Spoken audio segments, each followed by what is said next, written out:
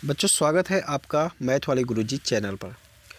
बच्चों आपका स्वागत है। आप क्लास 9th से पास होके क्लास 10th में आए हैं और क्लास 10th के आप यहाँ पर आप सिलेबस को देखेंगे कि आपको क्लास 10th में कौन कौन सा चैप्टर पढ़ना होगा। ठीक है बच्चों, और पहले क्या पढ़ना होता था और अब क्या पढ़ना है, ये सब सारी चीज़ों के बारे में आप इस वीडियो में आप देखेंगे। कौन कौन सा प्रश्नावली कटा हुआ है और कौन सा चैप्टर्स पहले था और अब नहीं है, वो सब सारी चीज़ के बारे में यहाँ पर जानकारी आपको मिलेगी। तो देखिए बच्चों, सबसे पहले मैं बता देता हूँ कि जो पहले पुरानी बुक चला करती थी वो इस तरीके से बुक चला करती थी और यहाँ पर ऊपर यह गणित कक्षा 10 के लिए ऐसे पाठ्य पुस्तक लिखा होता था। ये बच्चों NCERT पे बेस पे NCERT बेस पे ये बुक है बच्चों। ठीक है, और इसी बुक से ही अगर मैं बात करूं कि बोर्ड के एग्ज़ाम में लगभग 70 से 80% क्वेश्चन इसी बुक से ही देखने को मिल जाता है, अर्थात इसी ही कॉन्सेप्ट पे देखने को मिल जाता है बच्चों। तो ये बुक बेहद ही इम्पॉर्टेंट है। अगर आप इस बुक को ले सकते हैं तो ज़रूर लें।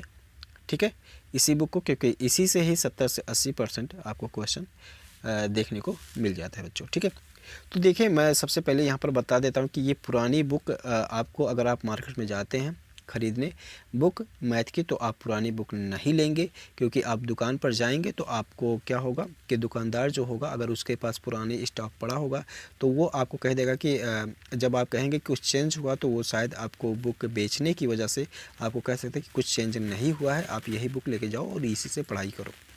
ठीक है, या कभी कभी क्या होता है कि किसी स्कूल में इसी पुरानी ही बुक से पढ़ाया जा रहा है बच्चों। ठीक है, तो पुरानी बुक से आपको कोई मतलब नहीं है, क्योंकि सिलेबस घटा हुआ है, कुछ कटा हुआ, प्रश्नावली कटा हुई, तो कोई मतलब नहीं कि आप पुरानी बुक से पढ़ें। ठीक है, तो आप नई बुक से पढ़ते हैं, या आपके पास पुरानी बुक भी होगी, अगर मान लेते हैं किसी कंडीशन में आपके पास उपलब्ध नहीं हो पाती है नई वाली बुक, तो आप पुरानी बुक से भी पढ़ सकते हैं। लेकिन वहाँ पर कौन कौन सी प्रश्नावली कटी हुई है, ये आपके टीचर्स को ध्यान होना चाहिए। चाहे आप ट्यूशन कहीं पढ़ रहे हो या स्कूल में पढ़ रहे हैं, तो आपके टीचर्स को ज़रूर ध्यान होना चाहिए कि कौन कौन सा चैप्टर कटा हुआ है, कौन कौन सी प्रश्नावली कटी हुई चैप्टर्स में से, ये सब सारी चीज़ को ज्ञान उनको होना चाहिए। ठीक है, तो यहाँ पर मैं पुरानी बुक का सबसे पहले विषय सूची दिखा देता हूँ, ताकि आप धोखा ना खाएं। आप जाएं तो आपको पता लग जाए कि ये पुरानी बुक है बच्चों। ठीक है, तो आपको डिमांड करना है नई बुक की। ठीक है, तो चलिए यहाँ पर मैं दिखा देता हूँ पुरानी बुक की विषय सूची, उसके बाद फिर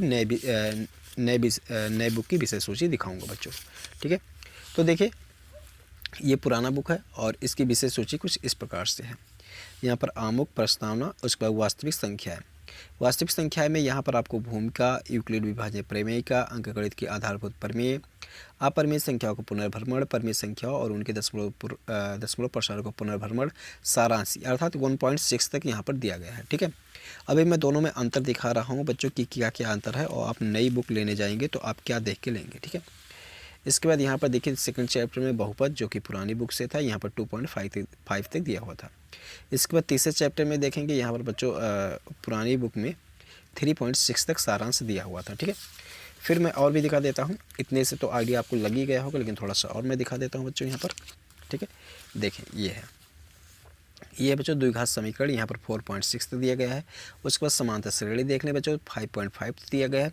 इस तरीके से आपको आइडिया लग गया होगा कि किस तरीके से, अब इतने में ही आपको पता लग जाएगा कि हमको कौन सी बुक लेनी है। तो मैं अब ये नई बुक का विषय सूची दिखा रहा हूँ। देखें ये बच्चों नया बुक है। ठीक है, जो कि यहाँ पर देख सकते हैं, यहाँ पर विषय सूची आपको इस प्रकार से दिया गया है।